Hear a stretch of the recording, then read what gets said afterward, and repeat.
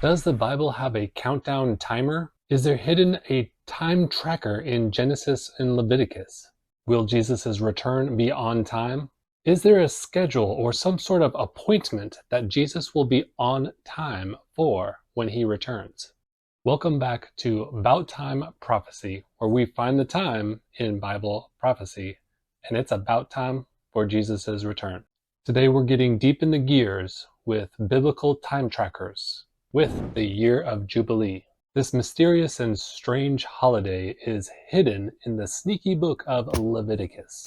The Jubilee is a key time tracker that can be used to unlock when Jesus will return, when applied to the right scriptures. Before we dive into this, please check out my video on the Great Week, or the Millennial Week of Jesus. Think of the Jubilee as a divine economic reset button, a year when debts are forgiven, Israel's land is returned to its original family owners, and the land itself gets a year of rest.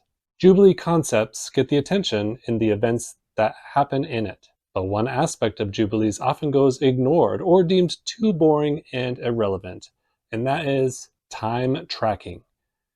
God put this aspect into the observance of Jubilees, so it must be important. We're going to find out what soon.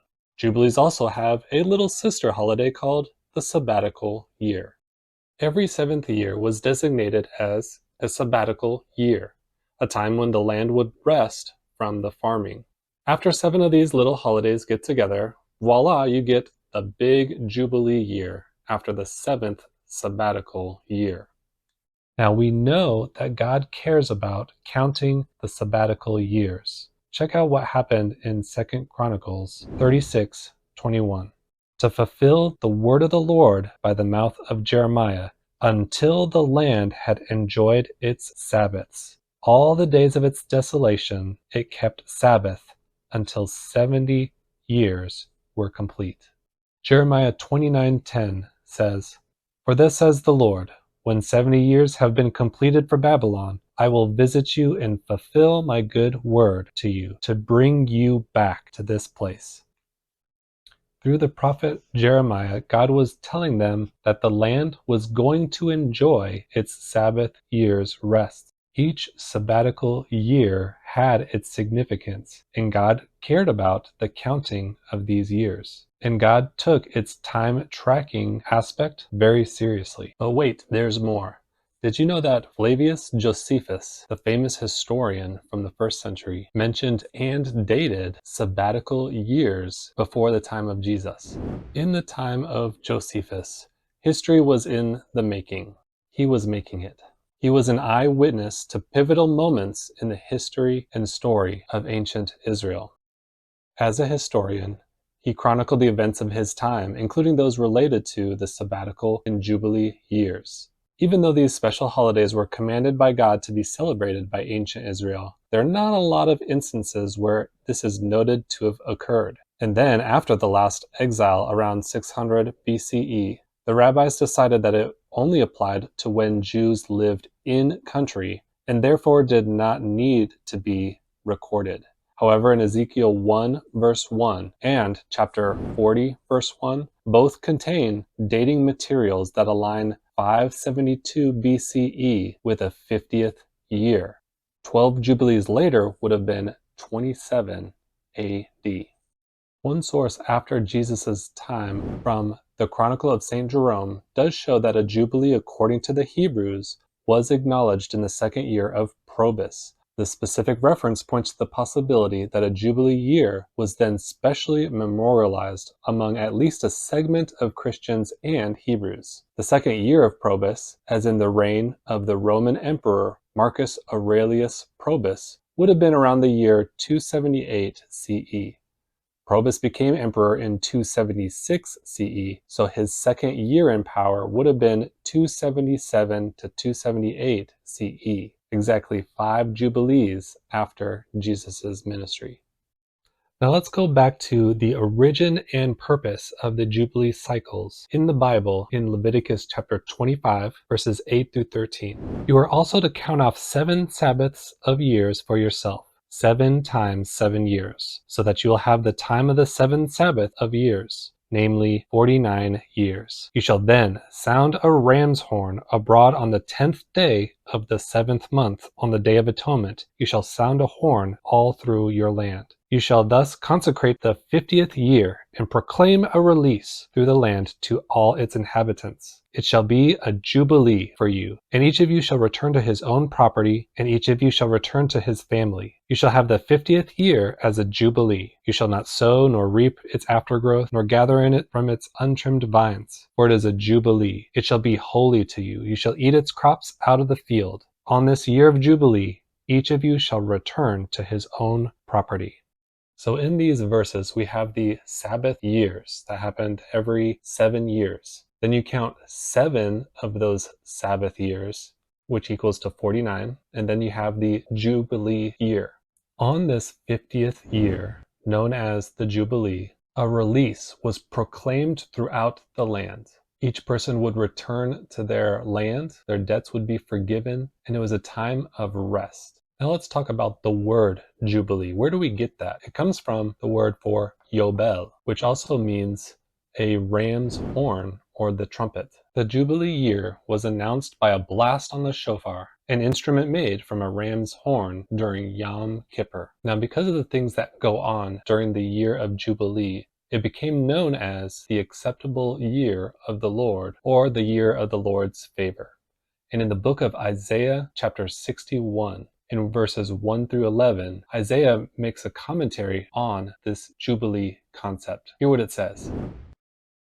The Spirit of the Sovereign Lord is on me, because the Lord has anointed me to proclaim good news to the poor. He has sent me to bind up the brokenhearted, to proclaim freedom for the captives, and release from darkness for the prisoners, to proclaim the year of the Lord's favor, and the day of vengeance of our God, to comfort all who mourn, and to provide for those who grieve in Zion, to bestow on them a crown of beauty instead of ashes, the oil of joy instead of mourning, and a garment of praise instead of a spirit of despair.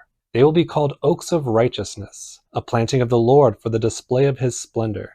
They will rebuild the ancient ruins and restore the places long devastated. They will renew the ruined cities that have been devastated for generations. Strangers will shepherd your flocks, foreigners will work your fields and vineyards, and you will be called priests of the Lord. You will be named ministers of our God. You will feed on the wealth of nations, and in their riches you will boast. Instead of your shame, you will receive a double portion, and instead of disgrace, you will rejoice in your inheritance, and you will inherit a double portion in your land, and everlasting joy will be yours. For I, the Lord, love justice. I hate robbery and wrongdoing. In my faithfulness, I will reward my people and make an everlasting covenant with them. Their descendants will be known among the nations, and their offspring among the peoples. All who see them will acknowledge that they are a people the Lord has blessed. I delight greatly in the Lord. My soul rejoices in my God, for he has clothed me with garments of salvation, and arrayed me in a robe of his righteousness. As a bridegroom adorns his head like a priest, and as a bride adorns herself with her jewels. For as the soil makes the sprout come up, and a garden causes seeds to grow, so the sovereign Lord will make righteousness and praise spring up before all nations. Now Isaiah is speaking of good news, freedom for the captives, and proclaiming a year of the Lord's favor. Isaiah's words resonate with this concept of the Jubilee found in Leviticus chapter 25, and especially the proclaiming of the year of the Lord's favor. It's a special time when the poor, the brokenhearted, and the captives find hope and restoration. Now here's where Bible prophecy really gets interesting. During Jesus' first coming, he would fulfill these spiritual aspects of Isaiah 61. And then during his second coming, he will fulfill the physical aspects of the Jubilee. The day of vengeance is in the future. Don't forget, there's a time tracking aspect to Jubilee cycles. Let's see what Jesus preached when he went to his hometown in Nazareth. In Luke chapter 4, verses 17 through 21, and the book of the prophet Isaiah was handed to him, and he opened the book and found the place where it was written, "The Spirit of the Lord is upon me, because he anointed me to preach the gospel to the poor. He has sent me to proclaim release to the captives and recovery of sight to the blind, to set free those who are oppressed, to proclaim the favorable year of the Lord." And he closed the book and gave it back to the attendant and sat down. And the eyes of all in this synagogue were fixed on him. And he began to say to them, "Today this scripture has been fulfilled in your hearing." So in Luke 4, Jesus preached about proclaiming the favorable year of the Lord. He just matched up the year of Jubilee from Leviticus 25 to the gospel. Jesus knew what he was doing, and he knew the time tracking aspect of the year of Jubilee. But why did he stop there in Luke 4? Jesus stopped reading the Isaiah 61 passage at a critical point. If he would have continued reading from Isaiah 61, it would have talked about a day of vengeance and judgment. That part of the Jubilee year would be for the future. This day of vengeance aligns with the Day of Atonement, which is the 10th day after the sighting of the moon in the month of Tishrei. Now, some might argue that a Jubilee was a 49-year count, but the counting of the Omer to Pentecost is 49 days plus 1. That model shares too many similarities to not connect the same counting of 7 times 7 plus 1. The Isaiah 61 passage adds an eschatological dimension to the Jubilee concept. Namely, something about it has an end-of-the-world feel to it. This brings us to the mind-blowing realization that Jesus literally was fulfilling in Luke 4:16 a Jubilee year.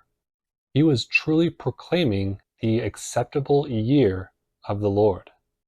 So if he said that in the year 2728 AD, we can count 50-year cycles from that date. From Genesis 6, verse 3. "Then the Lord said, My spirit shall not strive with man forever, because he also is flesh. Nevertheless, his days shall be 120 years." If you want to know more about how the 120-year Jubilee cycle works with God's plan of salvation, please see my video on the 6,000-year week. So there you have it, another time tracker in the Bible, where the divine calendar is colliding with human history. If you liked this journey through the Jubilee year cycles and sabbatical years, hit that like so more people can experience this teaching. Thank you for joining me today, and until next time, keep searching, keep tracking, and keep waiting, because it's about time.